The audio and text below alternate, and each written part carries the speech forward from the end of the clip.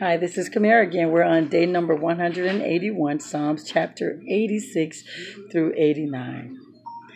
As you guys know, these Psalms are very motivational, very encouraging, uplifting, and there are a lot of prayers that we can relate to.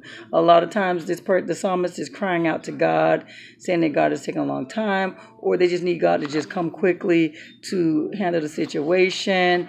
They remind God of their faithfulness to Him, and they also encourage themselves about how faithful God is. So I love the fact that they take their problems to God, and no matter what they're feeling, if they're heartbroken, if they're scared, they take it to God, and God encourages them by reminding them what He does for them, because they start encouraging themselves through God. And you have to sometimes remind yourself, who am I talking to? Who is this God that I'm serving?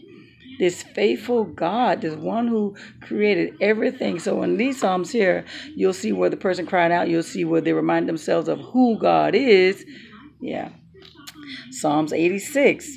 Bend down, O Lord, hear my prayer. Protect me. I am devoted to you. I serve you. I trust you.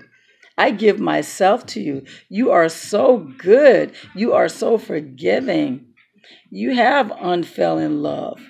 No one or nothing is like you. You are God alone. But Lord, purify my heart. Folks are after me, and send a sign of your favor. It's like, Lord, I just want to know that you are all of this to me. I just need some encouragement from you. Let me know that you are with me. Send me some favor, right? I think this psalmist wanted God to at least put the enemies to shame. Yeah, right. 87, Psalms 87. It talks about Jerusalem, O city of God. Isn't that something? This is supposed to be God's city, where, God personally blessed this city, right?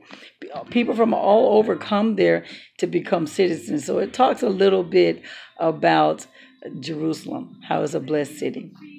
Psalm 88. O Lord God of my salvation, hear my prayer. Another one, going up in prayer, right? My life is full of trouble, Lord. Death is drawing near. In this book, they actually mentioned that there was a lot of death in their, near them. And it's people they love and cared about. And he says, my eyes are blinded by tears. Yeah. And he gets to this point, he needs God's help. He wants God's help. And he says he feel like, again, that he's drawn near to death. And he's like, can the dead praise you? Can the dead honor you? Can the dead proclaim your name? He's basically saying, Lord, if I'm dead, I can't do that. But if you allow me to live, I'll be able to praise you and proclaim your name. Isn't it? I love that when he said, I'm crying out to you, Lord. Psalms 89. I will sing of the Lord's unfailing love forever. To the young and the old, they will hear of your faithfulness, Lord.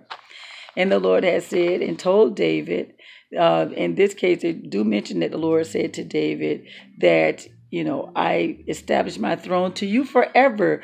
Once you're gone, basically, your descendants forever and ever will reign.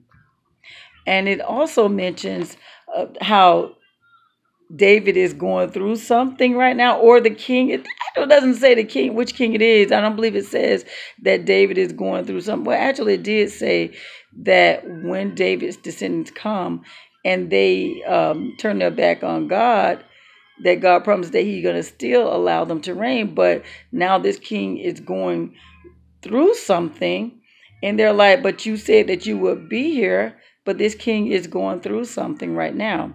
And then it goes back and says how marvelous God is, His power and all. And it says some things like, you subdue the storm-driven waves. You're the one who crushed the sea monsters, and you scatter enemies.